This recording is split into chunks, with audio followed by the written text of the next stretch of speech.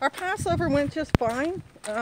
Like I said in another video, we had like one set of guests and they brought a lamb that they raised themselves. And that blessed the whole congregation because it kind of freed us up from having to figure out how to attain one ourselves. None of us who have sheep and goats had any male offspring that would be under a year old by this Passover. And I didn't include a lot of video from the celebration. I know Pastor probably did on his channel, but I feel like people come here to celebrate the feast, not be part of a video, and so I like to respect their privacy. I did do a quick question and answer with my son, which I will post in this video because he's been here for pretty much all the Passover since we got started on Shofar Mountain, and they have been a very varied experience. So I wanted to sort of discuss what Passover means, and I know most of you know. Many people watch the Ten Commandment movie on TV. I saw lots of Twitter posts about that, and some people have been watching that movie for 50 years. There's a lot of nostalgia there, but it's also, it is really faith-based. I don't know how many people realize what they're watching there. It's also historic. All that stuff happened.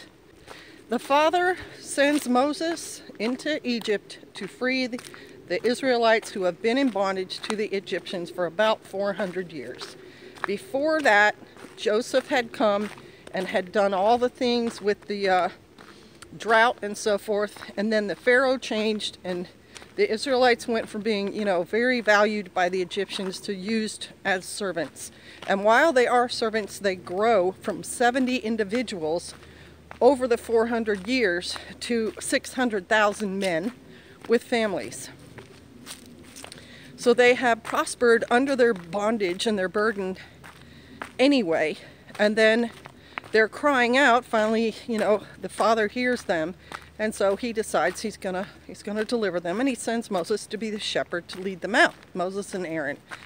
And so he sends the plagues, you all know this, and in order to give the Israelites a reward for their faith, he tells them, on this particular plague that I'm really going to strike the Egyptians with, paint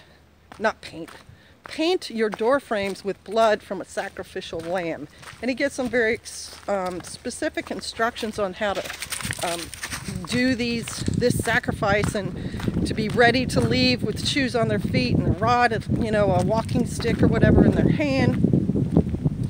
And after they eat it, they can't even bake their bread because they're going to leave so fast. They don't, they are to make unleavened bread, which is an amazing thing. Boy, it's fast. It's so much faster than having to use yeast.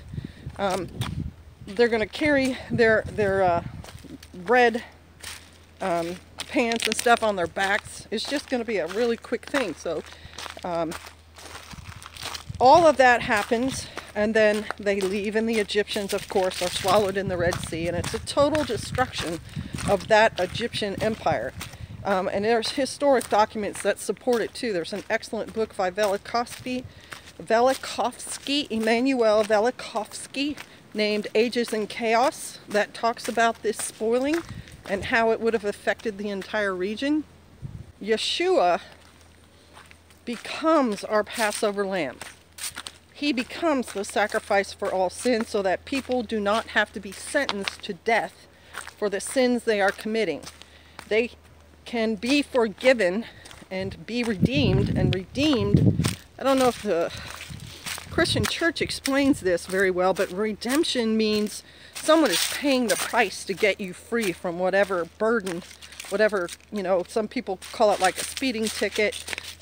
In Old Testament terms, it would have been a death sentence for, say, accidentally, well, no, not accidentally, but like murdering someone else or destruction of their property, kidnapping. You are redeemed. The price is paid once and forever by Yeshua. And right along the same thought process as him giving his life as a real live sacrificial lamb person to redeem you is no greater love hath man than this, that he lay down his life for his brother or for another. And I'm not trying to quote that exactly, so don't get all worried about that. My point in that is that's exactly what your military services do also. Your soldiers, your airmen, your Navy sailors are taking the risk of having to give their life for you. And so they are, you know, echoing the true love of a man for his fellow men. And I think they should be honored, as well as you keep the remembrance of Passover, because that's the instruction from the Father. You are not exactly doing Passover.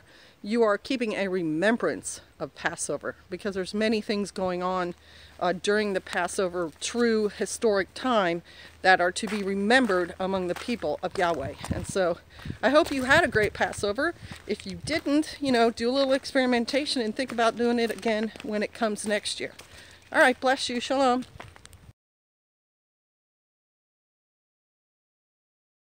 Brother Joe. Shalom. Shalom. You have done now Passover several years in a row. What do you think? What's your assessment? I think that it's not a burden, and I don't wish that I could have someone come and set me free from the commandment to convocate and watch that little fella. Cook a goat, you know, or a sheep, lamb. And this year compared to other years? Yeah, you know, much similar. Little differences in all of them. I remember the first one I was at this exact same spot. I actually brought the same green shirt. Watch that little guy. But it was really cold, so you know I've been out here somewhere it's really warm, and this one's actually nice and temperate, so pretty good. Right, we were here when it was snowing. When we were doing that. We would pass logs through this fire door to you ladies who were keeping it warm in there with the stove, and then you would pass us bottles of wine out to the people who were out here. So seems like a very even exchange there. Yeah. Sure. Maybe you think we're gonna get a bass string going on, some sort of. Oh yeah, there is one inside. I will go get that.